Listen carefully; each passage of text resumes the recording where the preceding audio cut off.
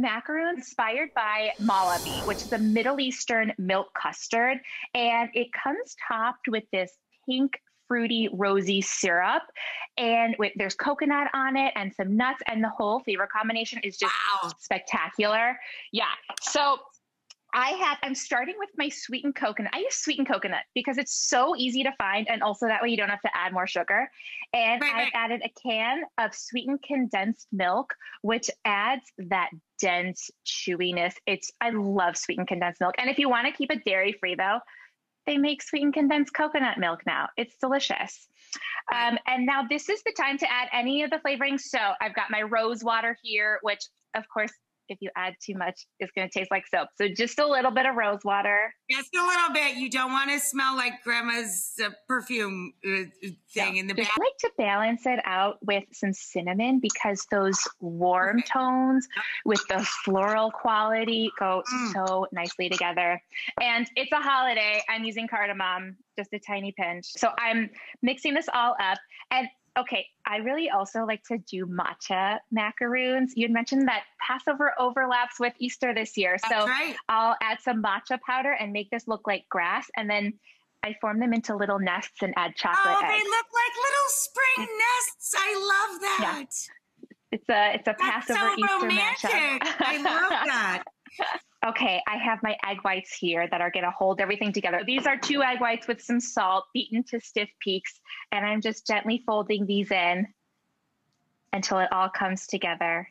But that was really simple. The base that you can flavor any way you like is very simple. So I make them at all times of the year because they're a cookie that you don't have to soften butter for them. You don't have to wait for any dough to chill. You can make them and I just keep the ingredients on hand at all times because, it's just the coconut, the condensed milk, and the egg whites. And then, so easy. Okay, I've got my handy dandy scooper. Now, I like a bigger macaroon so you get all of those textures. And I'm using an ice cream that's scoop. like a snowball, girl. Way bigger than the canned macaroons.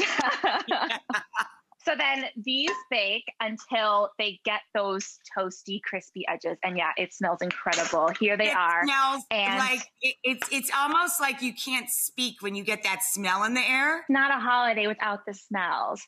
Okay, now these need a glaze because why not? And also inspired by that malabi syrup, this is going to be a fruity, rosy glaze. And I have some raspberry jam here that's seedless, and I'm just mixing it with some powdered sugar, and the sourness of the raspberries is going to balance out the sweet richness of the macaroon. It's going to be really lovely.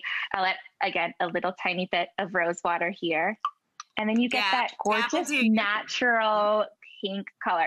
Just a dab, and then there's that natural pink color from the raspberries, and it always takes a lot of stirring. I'm going to add a little bit of water just to thin this out. And the consistency here is really important because you want it to be thick enough that it holds the shape of the glaze on top of the macaroon. So it's one of those things, like any powdered sugar glaze, you want to adjust it, add a little bit more liquid to thin it out or a little bit more powdered sugar so that it thickens up. Be patient with it. It only takes a couple of minutes, but just be patient with it. Don't rush it. All right, here's the glaze. I have it in a piping bag because it's easier to assemble that way. Of course, you can use a Ziploc bag. I'll cut off the top. Right, you can just trim the corner of the plastic baggie, guys, if you don't have pastry bags in the pantry. Yeah, and I mean, you could spoon it on, but I just love the way that the glaze falls from the top. Yeah. Is that a little bit of, what is that, pistachio? This is pistachios, for that good crunch. And the pink and the green are so pretty together. Here they are. I wish we could share these right now.